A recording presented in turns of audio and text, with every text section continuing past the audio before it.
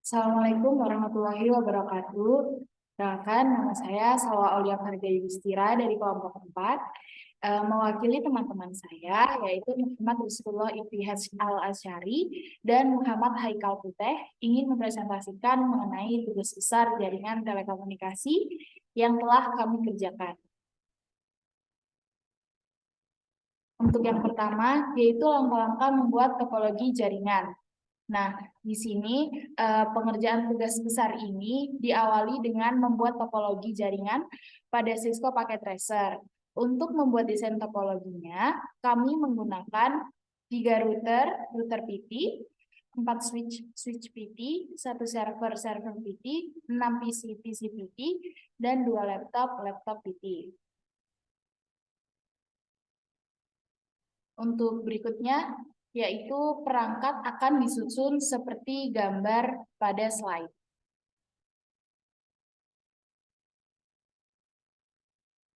Kemudian kami membuat perancangan kabel yang digunakan untuk menghubungkan antar perangkatnya.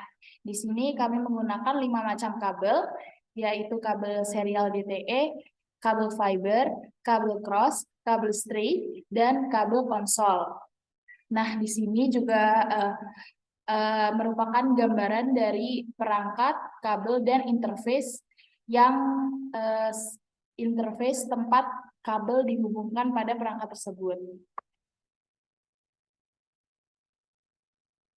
Nah, berikutnya membuat topologi jaringan. Nah, di sini kami memasang kabel antar perangkat supaya terhubung. Kabel serial DTE hanya kami gunakan untuk menghubungkan router 1, router 0, dan router 1. Dari kabel serial DTE, fungsi dari kabel serial DTE adalah untuk mengubah informasi menjadi sinyal dan melanjutkannya ke user kabel DTE. Artinya, data dikirimkan melalui jalur yang telah ditentukan dan akan sampai di tempat pemberhentian atau terminal atau user. Nah, di sini untuk kabel cross, kami gunakan untuk menghubungkan perangkat yang sama seperti router 1 dan router 2 dan antar switch 0 dan switch 1 dan switch 3 dan switch 4 seperti itu. Kemudian untuk perangkat yang berbeda seperti switch ke PC atau switch ke laptop dan switch ke server, kami menggunakan kabel straight seperti itu. Untuk kabel fiber pada topologi ini hanya kami gunakan untuk menghubungkan router ke switch.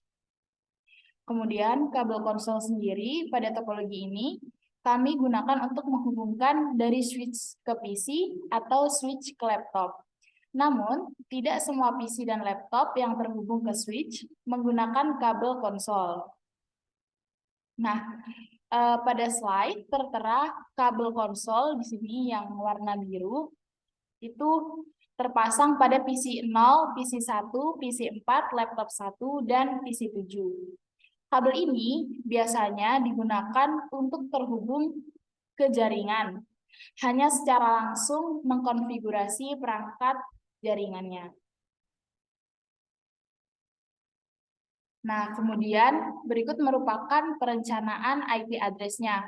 Pada perangkat router 0 ke router 1 di interface SE2/0 dengan network address 192.168.10.0, IP address-nya 192.168.10.1. Kemudian untuk yang perangkat router 0 ke switch 1, interface-nya itu FA4/0 atau terhubungnya di port FA40. Itu network address-nya 192.168.3.0. Untuk IP address-nya 192.168.3.1. Berikutnya di router 1 ke router 0 itu ada serial 2/0. Nah, di sini network address-nya itu 192.168.10.0, IP address-nya 192.168.10.2. Berikutnya untuk router 1 ke router 2, interface-nya itu di Fast Ethernet 0/0. 192.168.20.0 untuk network address-nya. Untuk IP address-nya itu 192.168.20.1. Berikutnya, router 1 ke switch 2, FA-nya 4/0, network address-nya 192.168.4.0, untuk IP address-nya 192.168.4.1. Nah, untuk router 2 ke router 1, itu interface-nya FA 0/0, dan network address-nya 192.168.20.0, dan IP address-nya 192.168.20.2. Berikutnya, untuk router 2 ke switch 3, interface-nya FA 4/0, network address-nya 192.168.5.0, dan IP address-nya 192.168.5.1. Nah, untuk perangkatnya sendiri di sini tertera IP address dan default gateway-nya seperti itu. Nah, di sini tuh default gateway itu tergantung dari semisal kan perangkat-perangkat yang di bawah ini seperti server, PC, laptop itu kan terhubung ke switch. Nah, maka default gateway-nya itu sesuai dari konfigurasi router ke switch yang terhubung ke masing-masing perangkat seperti itu. Nah, kemudian setelah perencanaan IP address, langsung saja kita konfigurasi masing-masing routernya. Untuk router 0 ke router 1, di sini kita ketikkan perintah enable, kemudian perintah conft atau konfigurasi terminal. Lalu berikutnya itu masuk ke interface SE2/0 karena kabel serial yang menghubungkan dengan router 1 terpasang di port serial 2/0.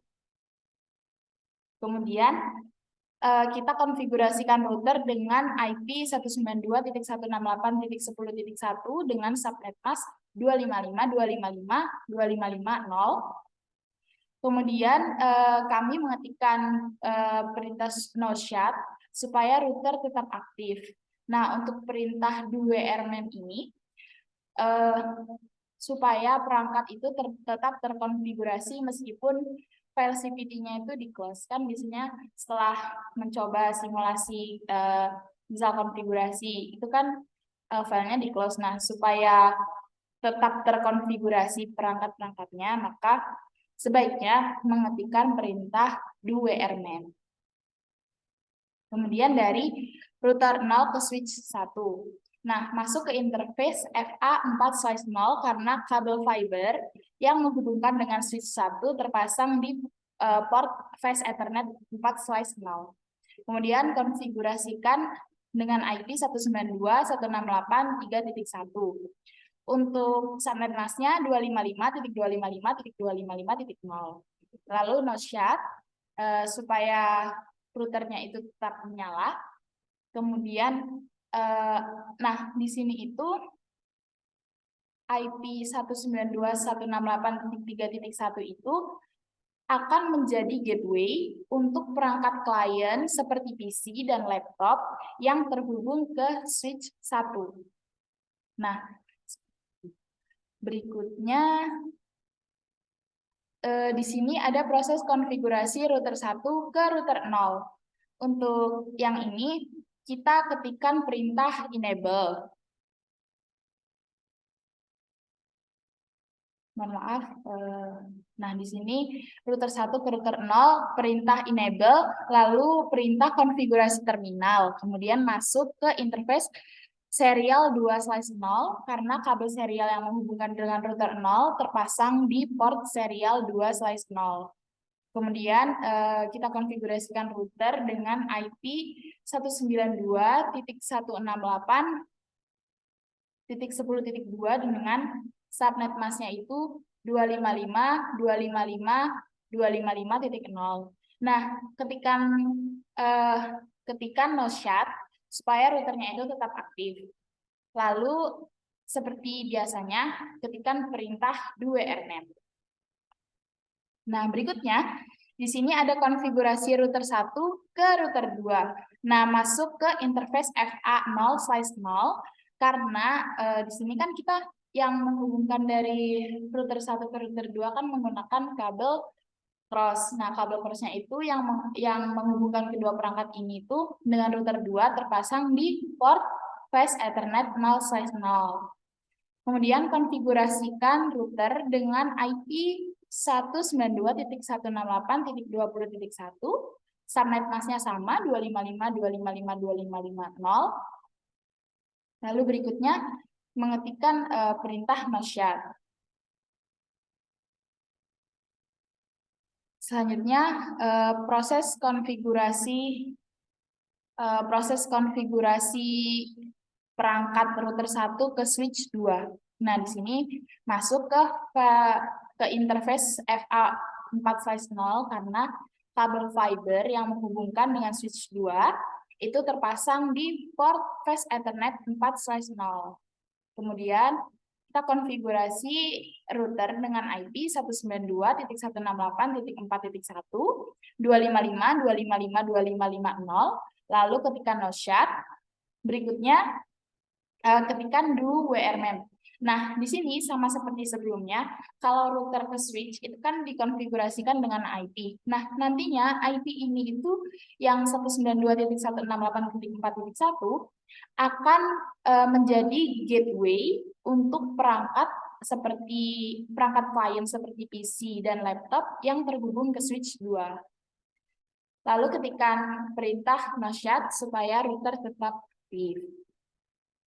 Untuk yang router 2 ke router 1, itu kita ketikkan perintah enable seperti biasa, lalu konfigurasi terminal, kemudian masuk ke interface FA0/0 karena kabel cross yang menghubungkan dengan router 1 itu terpasang di Fast Ethernet 0/0. Nah, untuk IP-nya di sini 192.168.20.2 dan subnet masknya itu 255.255.255.0. Nah, ketikkan perintah nosyad supaya routernya itu tetap aktif dan perintah do WRMem. Berikutnya, konfigurasi perangkat router 2 ke switch 3. Nah, di sini itu masuk ke interface FA4/0 dan IP address-nya 192.168.5.1, 255.255.255.0. Nah, IP 192.168.5.1 ini nantinya akan menjadi gateway untuk perangkat klien seperti PC dan laptop yang terhubung ke switch 3. Lalu kita mengetikkan perintah nosyad dan do WRMem. Nah, di bawahnya ada konfigurasi server. Untuk yang pertama, untuk masuk ke konfigurasi server itu diklik server 0, kemudian pilih desktop, yang opsi desktop di sini, kemudian pilih menu IP configuration, lalu pilih opsi static. Biasanya itu kayak auto milih static gitu.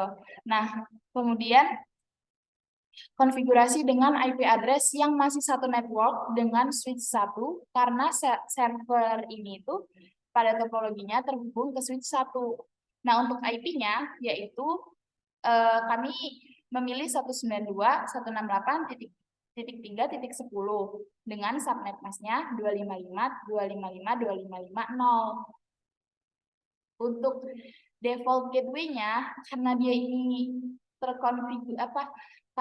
terhubungnya ke switch 1, maka gateway-nya itu pakai yang 192.168.3.1 seperti itu. Kemudian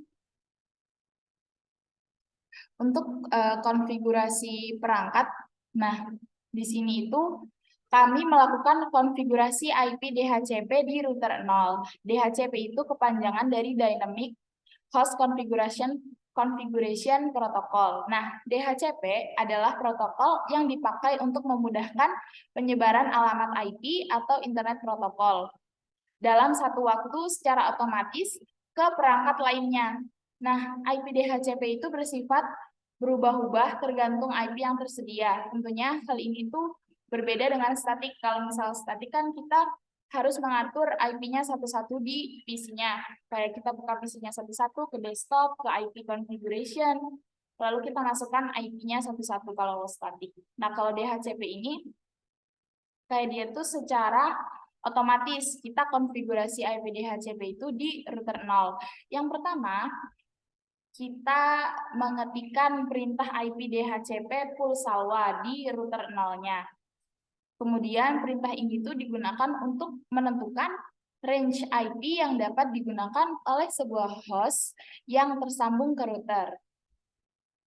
Kemudian kami memasukkan network 192.168.3.0 dengan subnet mask 255.255.255.0 karena router 0 ke switch 1 yang terhubung ke perangkat seperti switch 0, PC, laptop, dan server sebelumnya telah terkonfigurasi menggunakan IP 192.168.3.1 di mana memiliki network 192.168.3.0.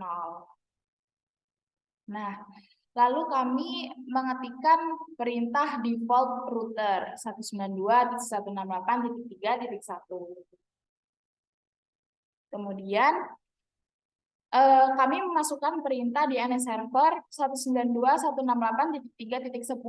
Nah, di sini itu DNS server yang sebelumnya terkonfigurasi dengan IP 192.168.3.10 juga berfungsi sebagai server DHCP.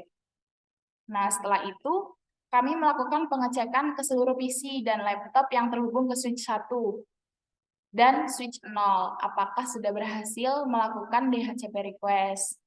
Untuk yang pertama itu cara ngecek request DHCP-nya berhasil atau enggak itu, klik perangkat klien yang akan dicek seperti PC 1, di sini tuh PC 1 dan PC 2. Kemudian pilih opsi yang desktop, kemudian pilih menu IP configuration.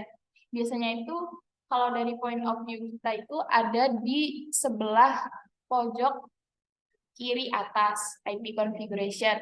Lalu klik menu DHCP. Nah, tunggu beberapa saat, biasanya itu kayak menunggu beberapa saat itu, dan tertera pada slide bahwa pada PC 1 dan PC 2 berhasil melakukan DHCP request. Nah, di sini juga untuk yang mengecek di PC 0 dan laptop 0 itu mengeklik perangkat klien, misal PC 0-nya diklik, laptop 0-nya diklik, kemudian pilih desktop, lalu ke menu IP configuration, dan klik menu DHCP. Kemudian tunggu beberapa saat dan tertera pada slide bahwa PC 0 dan laptop 0 itu berhasil melakukan DHCP request. Selanjutnya, seperti sebelumnya, konfigurasi IP DHCP ke router 1. Nah, di sini mengetikkan IP DHCP pulsalwa untuk menentukan range IP yang dapat digunakan oleh sebuah host yang tersambung ke router.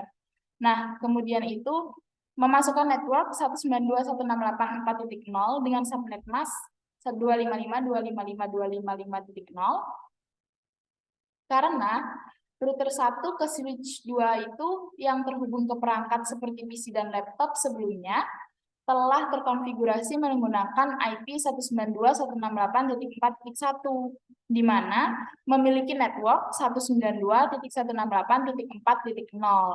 Nah, lalu kami mengetikkan perintah default router 192.168.4.1. Selanjutnya, masukkan perintah DNS server 192.168.3.10. Nah, di sini itu DNS server yang sebelumnya terkonfigurasi dengan IP 192.168.3.10 itu berfungsi sebagai server DHCP-nya. Kemudian kami melakukan pengecekan ke seluruh PC yang terhubung dengan switch 2, apakah sudah berhasil melakukan DHCP request, seperti itu. Nah, pertama-tama kita itu mengeklik perangkat kliennya seperti mengklik PC 3 atau PC 4, kemudian kita pilih desktop, lalu klik menu IP configuration dan pilih yang opsinya itu yang DHCP. Nah, di situ tunggu beberapa saat dan akan muncul notifikasi DHCP request successful. Itu tertera di sebelah sini, DHCP request successful-nya. Nah, di sini PC 4 dan PC 3 dan PC 4 itu telah berhasil melakukan DHCP request. Selanjutnya, di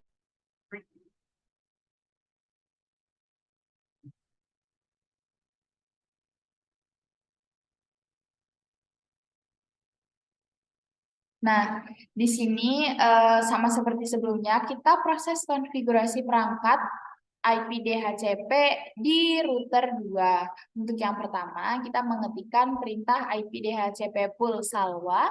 Nah, perintah ini tuh digunakan untuk menentukan range IP yang dapat digunakan oleh sebuah host yang tersambung ke router.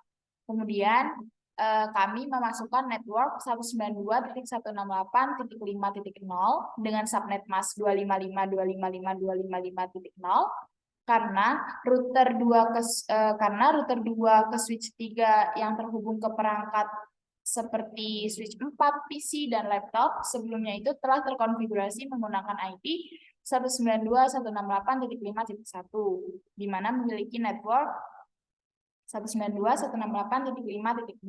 Lalu kami mengetikkan perintah default router 192.168.5.1. Nah, selanjutnya memasukkan perintah DNS server 192.168.3.10. Di sini itu DNS server yang sebelumnya terkonfigurasi dengan IP 192.168.3.10 berfungsi juga sebagai server DHCP. Nah, kemudian, kami melakukan pengecekan ke seluruh PC dan laptop yang terhubung ke switch 3 dan switch 4.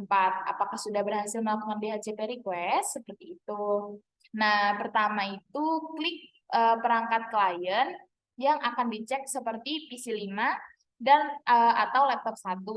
Kemudian pilih desktop, lalu ke menu IP configuration dan klik menu DHCP. Tunggu beberapa saat.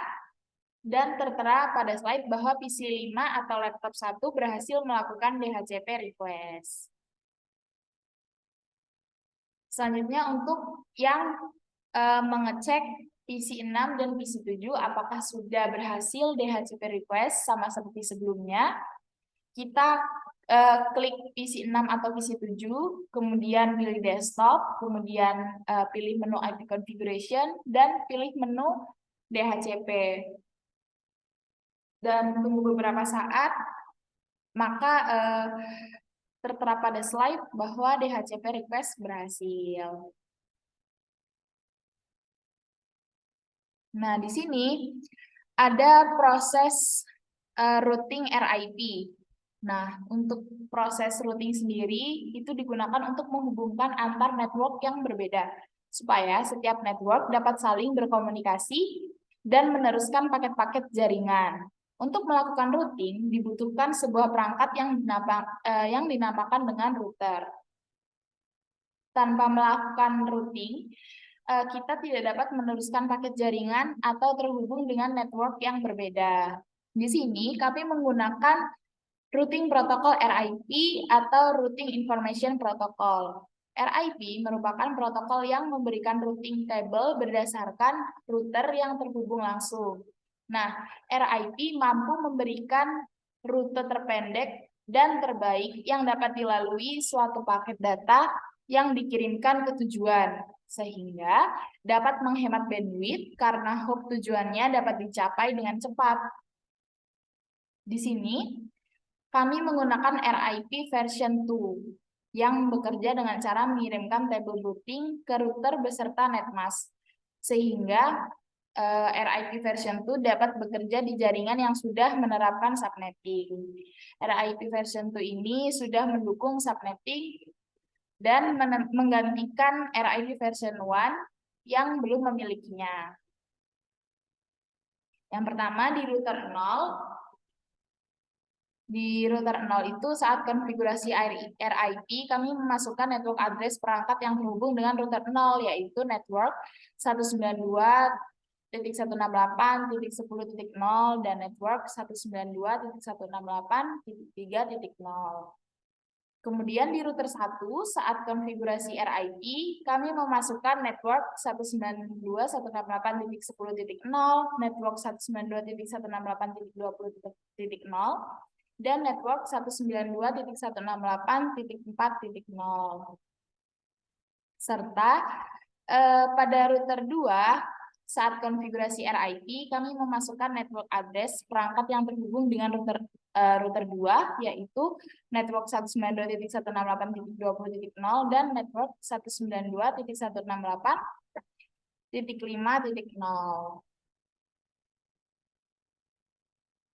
Nah, berikut merupakan video simulasi pengiriman paket dari PC 4 ke laptop 1. Nah, dalam percobaan kami sebelum ini, kami mengalami fail sebelum akhirnya itu successful. Hal ini wajar terjadi karena selama proses pengiriman paket, pertama kali ke alamat yang dituju merupakan proses pengenalan rute yang benar ke alamat yang dituju. Sehingga saat mencoba untuk yang kedua kalinya atau yang kesekian kalinya, paket berhasil dikirim.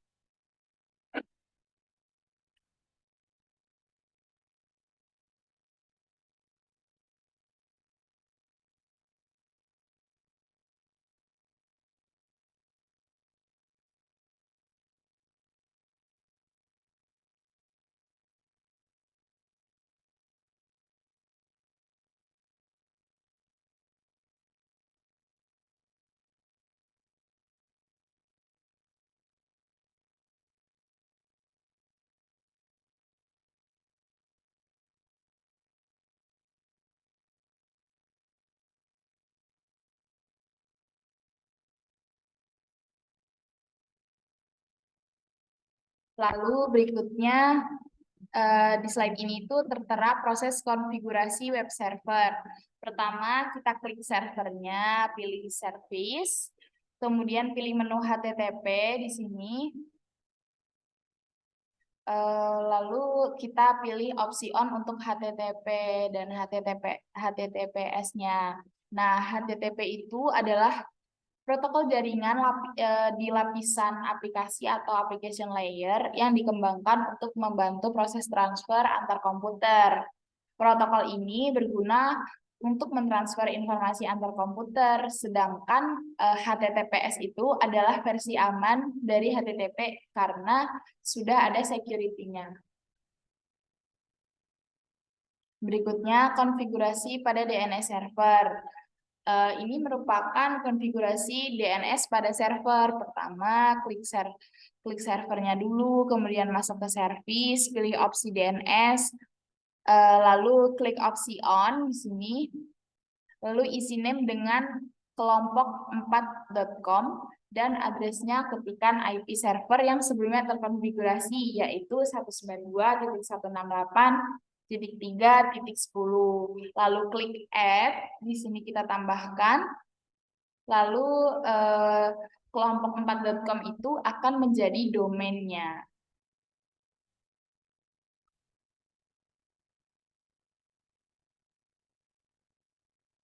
Berikutnya, di sini kami melakukan konfigurasi email di PC 0, PC 3, dan laptop 3. Saat melakukan konfigurasi email ini, saat mengonfigurasikan email address, itu formatnya user@kelompok4.com. Di sini @kelompok4.com itu disesuaikan dengan domain yang sebelumnya kita isi. Nah, untuk incoming dan outgoing mail servernya itu disesuaikan dengan IP server yang sebelumnya telah dikonfigurasikan. Kemudian isi username dan passwordnya. Di sini kami menggunakan password 123 untuk semua user supaya memudahkan. Nah, pada PC 0, konfigurasi email user Salwa. Di PC 3 dengan user Putih. Dan selanjutnya di laptop 1 dengan user school. Di sini kami melakukan konfigurasi email pada server. Nah, pertama klik server, kemudian service, lalu pilih menu email di sini, lalu klik opsi on pada SMTP service dan POP3 service-nya itu di-on-kan. Nah, isi domainnya itu kelompok4.com, lalu klik set. Nah, kemudian pada user setup, di sini user setup ini kita mendaftarkan user salwa password 123, user putih password 123, dan user school password 123. Kemudian semuanya ditambahkan, maka user tersebut sudah terdaftar. Ada salwa, putih, dan school.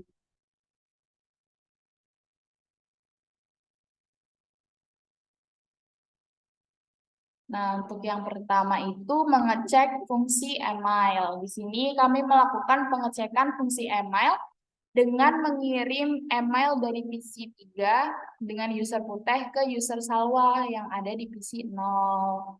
Nah, pertama klik PC 3, kemudian kita ke desktop, pilih menu email, lalu pilih compose.